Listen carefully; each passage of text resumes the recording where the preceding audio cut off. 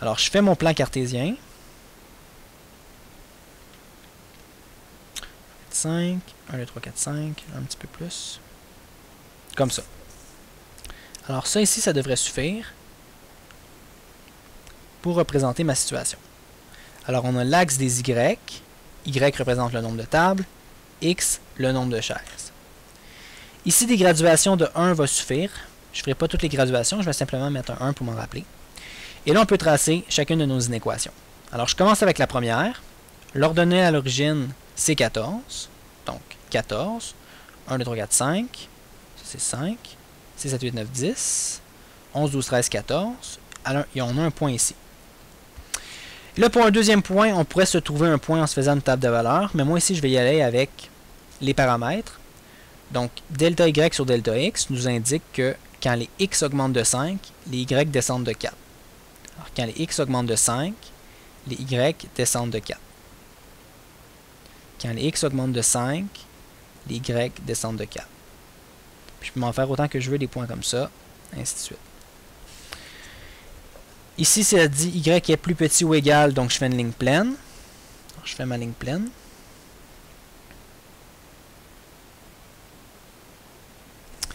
Et ça se lit, Y est plus petit, donc c'est en dessous de la droite. Et je vais la numéroter pour m'en rappeler, ça c'est l'équation 1. L'inéquation 1. Bon, la première est faite.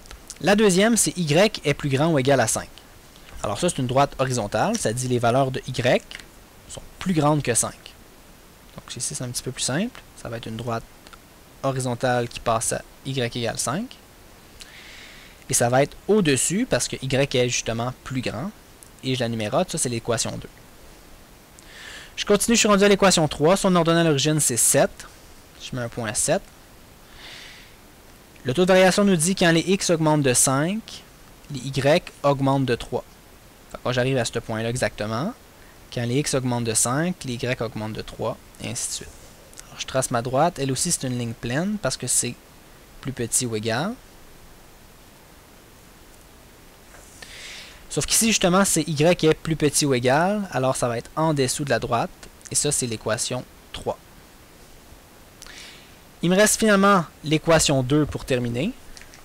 Alors, l'équation 2, c'est X est plus grand ou égal à 0. Donc, elle, on va l'avoir un petit peu moins, mais ça veut dire que les X sont plus grands que 0, c'est-à-dire tous les points par là. On n'aura pas de X négatif. Donc, en fait, la droite, elle va passer sur l'axe des Y. Alors, je vais juste m'indiquer par une petite flèche, ici. Les X sont plus grands que 0. Et ça, c'est l'équation 4. Donc, maintenant qu'on a tout fait ça, on peut colorier notre région solution. On veut que ça soit au-dessus de cette droite-là, en dessous de celle-là, en dessous de celle-là, et à droite de celle-là. Alors, la région solution, je vais la colorier ici, comme ça, avec mon crayon. C'est la région qui est dans le polygone juste ici. Et on appelle ça le polygone de contrainte, parce que c'est le polygone qui représente toutes les contraintes. Donc, tous les points sur le contour et dans la région sont des solutions à notre situation. C'est-à-dire, c'est toutes des couples de points, x, y, qui respectent les contraintes qu'on a écrites. Bon, nous, ce qu'on cherche, par contre, c'est pas n'importe quelle solution. On veut celle qui maximise les profits.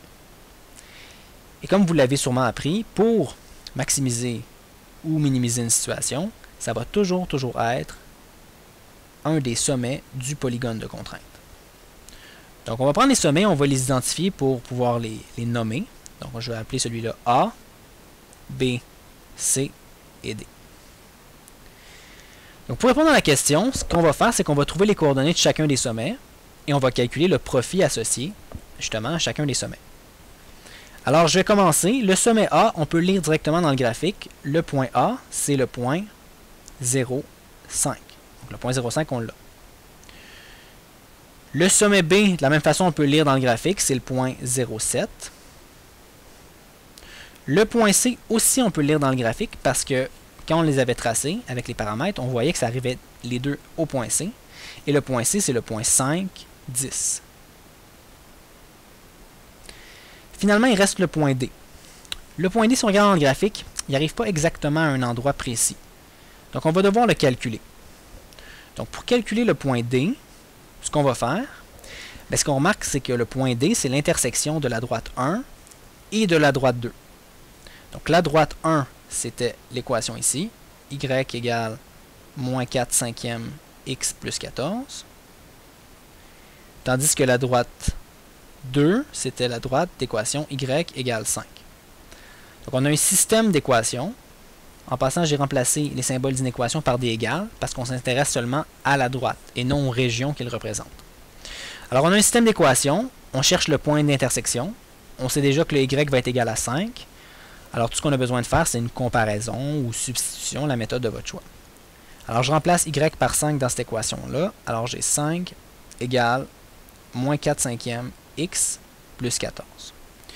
Et là, je vais chercher à isoler mon x. Donc je fais moins 14 de chaque côté. Moins 9 égale moins 4 cinquièmes x. Je multiplie par 5 de chaque côté. Moins 45 égale moins 4x. Et finalement, je divise par moins 4 de chaque côté, ce qui donne, si on le fait à la calculatrice, 11,25 est égal à x. Donc les coordonnées du point D, c'est le point 11,25, 5. Mais là, rappelez-vous que x et y représentent quand même quelque chose. X, c'est le nombre de chaises, y, le nombre de tables. Est-ce qu'on peut fabriquer et vendre 11,25 chaises? Non, on ne peut pas. Donc, ce qu'il va falloir faire, on ne pourra pas prendre ce point-là, on va prendre le point entier le plus près. Le point entier le plus près, si on regarde dans le graphique, c'est le point 11,5. Alors, le point D, on va prendre le point 11,5. Même si ce n'est pas un sommet, on va prendre le point entier le plus près du sommet. Donc 11,5. Donc là, on a presque terminé. Tout ce qui reste à faire, on a trouvé les 4 sommets de notre polygone de contrainte. Il reste simplement à regarder lesquels ou lequel va maximiser les profits. Donc ce qu'on fait, c'est qu'on va essayer chacun des points. On va remplacer x par sa valeur dans l'équation des profits et on va calculer les profits de chacun. Alors on va calculer les profits pour l'équation A. Donc c'est simple, on remplace le x par sa valeur, 0, plus 51 fois la valeur de y, 5. Et donc ça veut dire quand on produit 0 chaise, 5 tables, on va faire un profit de 255 $. Et là, je continue comme ça. Le profit pour le sommet B, c'est 48 fois 0, plus 51 fois 7 tables, qui donne un profit de 357 $. Je continue avec le sommet C. Les profits pour le sommet C, c'est qu'on produit cette fois-ci 5 chaises et 10 tables. Ça devrait être un petit peu plus rentable. Et ce qui fait un produit de 750 $ quand on le calcule. Et finalement, les profits pour le sommet D. Alors, je fais 45 $ fois les 11 chaises, plus 51 $ fois les 5 tables, et ce qui me donne 783 $. Nous, ici, on cherchait à maximiser la situation, alors c'est le point D qui vient maximiser la situation. Si on avait voulu minimiser les profits, ça aurait été le point A, parce que c'est celui qui rapporte le moins d'argent. Alors, la réponse... La question était, on relit la question avant de répondre. Combien de tables et de chaises devrait produire l'entreprise pour maximiser ses produits? Eh bien, la réponse, c'est 11 chaises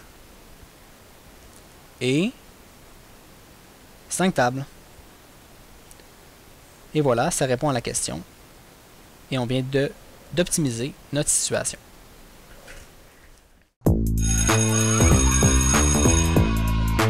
Il y a des jours où on a vraiment besoin d'un coup de pied pour faire nos devoirs, mais il y a des moments où on a surtout besoin d'un coup de main. Pour ça, il y a Allo Prof, des enseignants super cool répondent à tes questions du lundi au jeudi de 17h à 20h. Tu peux les rejoindre par téléphone au 1-888-776-4455 ou dans leur cyberclasse sur alloprof.qc.ca. Et la bonne nouvelle, c'est que c'est gratuit. Profites-en!